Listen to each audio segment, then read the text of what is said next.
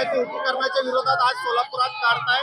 मोठ्या प्रमाणात गर्दी जी आहे ते या ठिकाणी दिसते. हो, लाखोच्या संख्येने लोक इथे जमलेली आहेत आणि मला सरकारला सांगायचं आहे की तुम्ही किती विधानसभेत ताकदवान आहे याच्यापेक्षा जंतर मंतर मध्ये दाखवलंय की जनता सुप्रीम आहे आणि जनता जेव्हा रस्त्यावर येते तेव्हा भले भले खाली चारी मुंड्या चित होतात. त्यामुळं माझं फडणवीसांना आव्हान आहे की तुम्ही जबरदस्तीने आमच्यामध्ये हे उपवर्गीकरण करू नका. लोकांचा राग वाईट आहे आणि त्यामुळं सरकारने हे उपवर्गीकरण थांबवावं. पदर समितीचा अहवाल तो बंडल करून रद्दीत टाकावा ही आमची मागणी आहे. आज मोठ्या संख्येने देखील जे आहे ते भीमसैनिक या ठिकाणी जे आहे ते मोर्चात सामील झालेले आहेत. काय सांगा?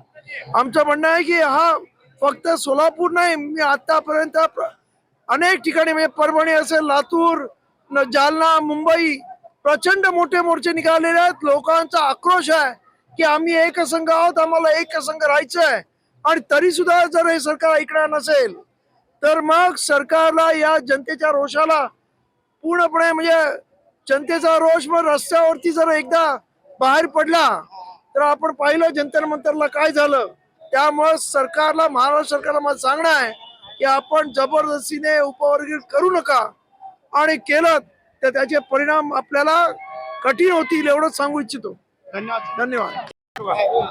ऍडव्होकेट प्राध्यापक सोमनाथ आयवळे, मी होणार आहे परंतु मी जय भीम आहे. जय भीमचा नारा हा आमच्या अंतःकरणामध्ये पहिल्यापासून आहे. म्हणून या अनुसूचित जातीच्या उपवर्गीकरणासाठी आम्ही 100% कडाडून विरोध करत आहोत आणि कुठल्याही परिस्थितीमध्ये मायक्रो एसटी 56 जी जाती आहे ती जात माझ्या बरोबर आहे आणि 56 जातीचा 100% विरोध आहे. विरोध असण्याचं कारण असं आहे की बाबासाहेबांनी आम्हाला 341 कलमामध्ये संपूर्णपणे एकाच असणाऱ्या लिस्टमध्ये बांधून ठेवलेला आहे. आमची एकीची भावना आहे.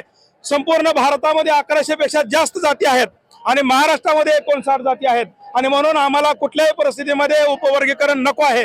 कोलार समाज हा अनुसूचित जातीमध्ये 26 क्रमांकाला आहे. माझा 100% माझा जात माझे समाज पूर्णपणे याला विरोध करतो आहे. Okay, thank you. तुमचं नाव? मी ऍडव्होकेट प्राध्यापक सोमनाथ आयवळे. लोकशाही मराठी ऐका, पहा, जागरूक रहा.